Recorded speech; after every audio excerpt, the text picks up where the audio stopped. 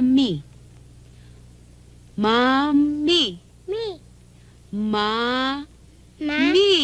Yay! Very good! Ito naman, itong nasa gitna, yan, ikaw yan. June, June. June, June. June, June. June. Kuling naman ang anak ko. Ito, Daddy. Ang daddy mo. Daddy. Daddy. Naku, Dad. paano niya masasabi ng madali yan? Eh ni anino ng tatay niya, hindi niya nakikita dito eh. Ako, Junjun, ako. Sino ko? Love. Lola. Ang galing-galing ng apo ko. Ma'am, ako rin ho. Kilala ko na alaga ko. Oo, sino siya? Taba. Tama. Magandang gabi ho. Anong kagaganda ng gabi? Si Lina ho. Anong kailangan mo sa aking anak? Gusto ko lang ho sana siya makausap. Para kumbinsihin siyang sumama sa iyo nang sa ganun ay masaktan siya muli. Hoy, Mike.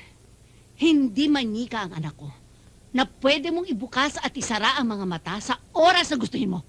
Tao siya, may pakiramdam at nasasaktan din. Ma, please. Anong please?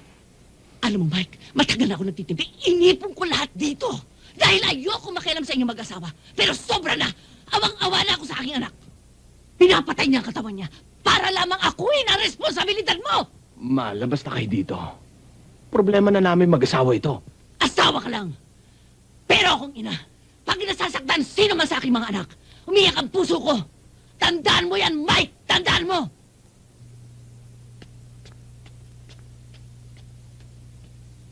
Selena, yung magaling mong asawa, andun sa baba. Si Mike?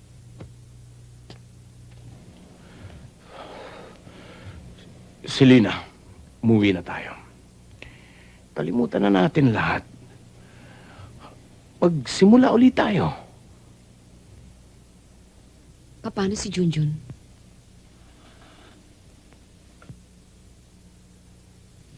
Buntis ako, Mike. Pero babalik lamang ako kung maipapangako mo sa akin magsasama-sama tayong buong pamilya. At yun ang simula. Si Lina.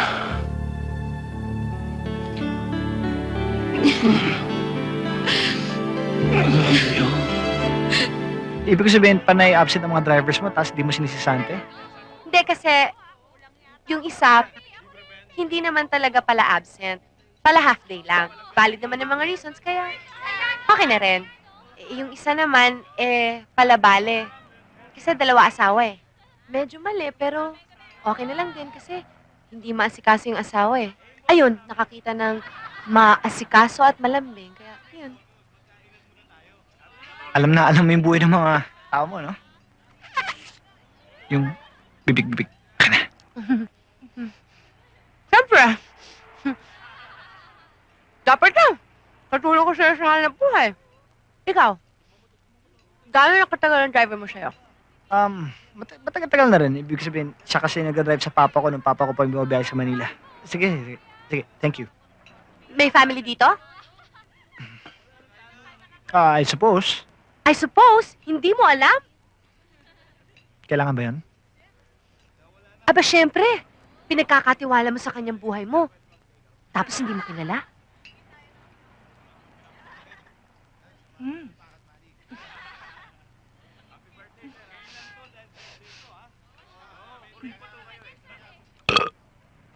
Okay ka lang? Ikaw mag-drive? Ako? Lakas mo kumain.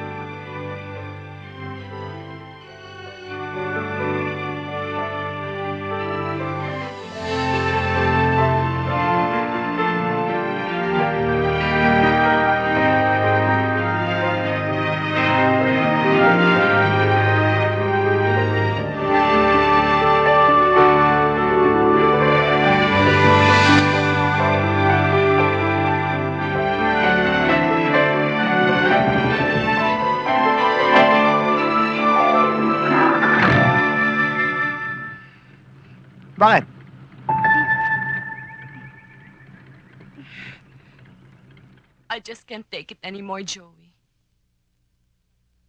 Yung nangyari sa amin ni Waldo kagabi. I'm sorry. I don't know what's wrong with me. Siguro, hinahanap ko pang sarili ko hanggang ngayon. Hindi ko pa natatagpuan.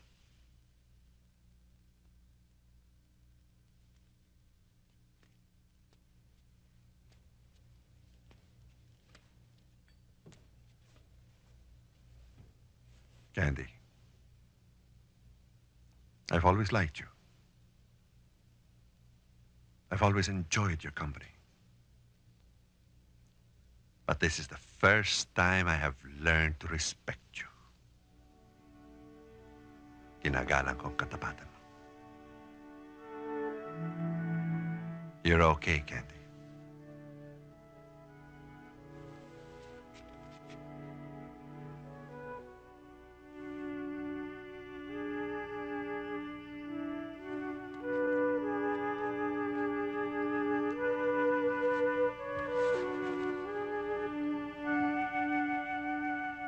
Let's just be friends, Joey. Na-realize kong hindi ito ang gusto kong buhay. I want to get married someday. Magkaroon ng sarili kong pamilya. Ayokong maging babae mo habang buhay.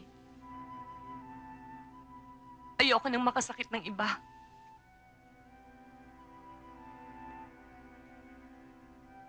Sana maintindihan mo, Joey.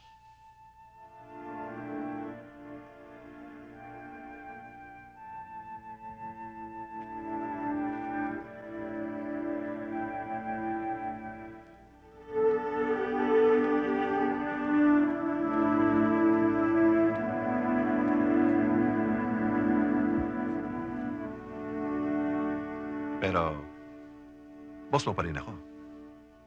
Pwede?